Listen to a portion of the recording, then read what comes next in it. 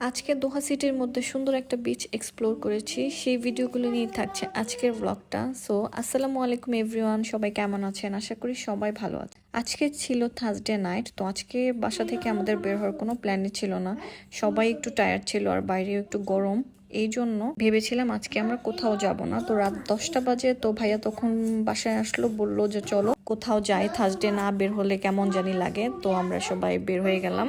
আমরা প্রথমে একটা অন্য জায়গায় গিয়েছিলাম, সেটা হচ্ছে মুশারিফ। তো ওই জায়গাটাতে অনেক লেট হওয়ার কারণে সবকিছু অলরেডি ক্লোজ ছিল, এই জন্য আমরা ব্যাক করে আমরা ওয়েস্ট বিচে চলে আসলাম।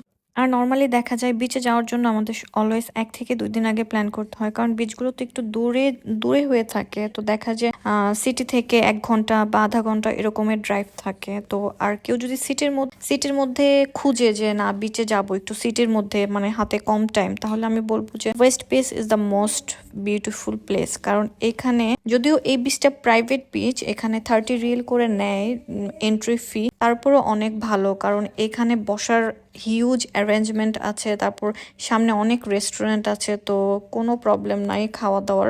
আর দেখা যায় বাইরে থেকে খাবার অর্ডার করেও আনা যায়। এর আগে আমরা দূরে যতবারই বিচে গিয়েছিলাম অলওয়েজ অনেক ক্রাউড থাকতো, আর এত দূর যাওয়ার পরে ক্রাউড দেখে আর ভাল লাগতো না। বাট আলখোর একটা বিচে গিয়েছিলাম, আল ফারকিয়া বিচ, ওই বিচটা অনেক বড় ছিল, কোনো ক্রাউড ছিল না। ওই বিচটা আমার কাছে অনেক বেশি ভালো লেগেছে। আর দোহাতে সিটির মধ্যে এই বিচটা আমার অনেক বেশি ভালো লেগেছে। এটা সিটি সেন্টারের পাশে, খুবই কাছে আমাদের বাসা থেকে। তো এখন থেকে আমরা এখানেই যাবো চিন্তা করেছি। আমরা যখন মুশারিফ থেকে ঘুরে এখানে আসলাম তখন অলমোস্ট এটা ক্লোজিং টাইম, আর 40 মিনিটের মতো ছিল। এটা রাত 12টার মধ্যেই ক্লোজ হয়ে যায়। সকাল 8টা থেকে রাত 12টা পর্যন্ত এটা ওপেন থাকে। টিকিট কাউন্টারের লোকেরা বলছিল যে আপনারা এখন ভিতরে যেয়ে কি করবেন, এটা একটু পরে ক্লোজিং টাইম হয়ে যাবে, আপনারা তো বেশিক্ষণ থাকতে পারবেন না। বাট বাইরে থেকে আমাদের দেখে অনেক ভালো লাগছিল। আমরা বলছিলাম যে না, যতটুকু থাকতে পারি চলো সবাই যাই। ভিতরে ওইরকম মানুষ ছিল না, মোটামুটি 7-8 জনের মতো মানুষ ছিল। আর বাচ্চারা বল খেলার একটা স্পেস ছিল, তো ওরা বল নিয়ে ওখানে খেলা শুরু করে দিল। আর আমরা হাঁটছিলাম, পুরোটা ঘুরে দেখছিলাম। আর এখানে বাচ্চাদের খেলার একটা স্পেস ছিল আলাদা, আর এখানে অনেক অ্যাক্টিভিটিসও ছিল। দেখলাম যে ফ্লোটিং কার, তারপর জেট স্কি, এরকম অনেক কিছু ছিল এখানে। তামিম তাহিম এই দোলনাটা পেয়ে ওরা দোলনার মধ্যে শুয়ে পড়লো, শুয়ে শুয়ে খুব মজা করতেছিল আর আমাকে বসতে দিচ্ছিল না। তাহিম দূরে ফ্লোটিং কারগুলো দেখে ওইটাতে ওঠার জন্য খুব বায়না ধরছিল, আর আমাকে বলছিলাম যে এখন না, এখন তো নাইট টাইম, সবকিছু ক্লোজ হয়ে গেছে, আর তুমি অনেক বেশি শুকনা, তোমার আগে ওয়েট বাড়াইতে হবে, তারপর তুমি এটাতে উঠতে পারবে। আর তাহিম ওয়েট গেনের ব্যাপারটা খুব সিরিয়াসলি নিয়েছে।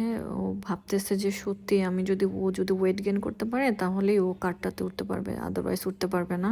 ও আমাকে বলতেছিল যে আম্মু আমার কতটুকু ওয়েট গেন করতে হবে, কারণ আমাদের বাসায় একটা ওয়েট মাপার মেশিন আছে। ও বাসায় যে যে প্রতিদিন খাওয়ার পরে ওইটা মেপে মেপে দেখবে। আমি ওকে বললাম যে আমার অ্যাটলিস্ট আর 5 কেজির মতো বাড়াইতে হবে। পরে বললো ঠিক আছে, আর 5 কেজি বাড়ানোর পরে আমরা এখানে একদিন ডে টাইমে আসবো, এসে আমি এগুলো সবগুলোতে উঠবো। এখানে যে গেস্টদের জন্য বিচ বেড গুলা ছিল, অমব্রেলা ছিল, এগুলো সবকিছুই ফ্রি, বাট অ্যাক্টিভিটিস গুলোর জন্য পে করতে হবে। এখানকার পানিগুলো খুবই ক্লিন ছিল। আর কি বলবো, the most relaxing waves ever. এত রিল্যাক্সিং লাগছিল আর বাতাস ছিল, আমার তো পুরো ঘুম চলে আসতেছিল। আর এখানে অনেক বিচ পার্টিগুলো হয়। এখানে মর্নিং টাইমে নাকি ইয়োগা করায় এভরি মর্নিং শুনলাম। এখানে দেখলাম ইয়োগার পরে আইস বাতেরও একটা ব্যবস্থা আছে। সবকিছু মিলে এই বিচটা আমার কাছে খুব বেস্ট লেগেছে। এখানে একটা থিয়েটারের মতো ছিল। এখানে এশিয়ান কাপের যখন খেলা হয় বা বিভিন্ন খেলাগুলো যখন হয় তখন এখানে লাইভে খেলাগুলো দেখানো হয়। তো সবাই যারা আসে তো বিচও এনজয় করে, পাশাপাশি খেলাও দেখতে পারে। আর বিচ পার্টিগুলো এখানে হয়। তো এই এরিয়াটা আরেকটু অনেক বেশি গোছালো, আরো সুন্দর ছিল।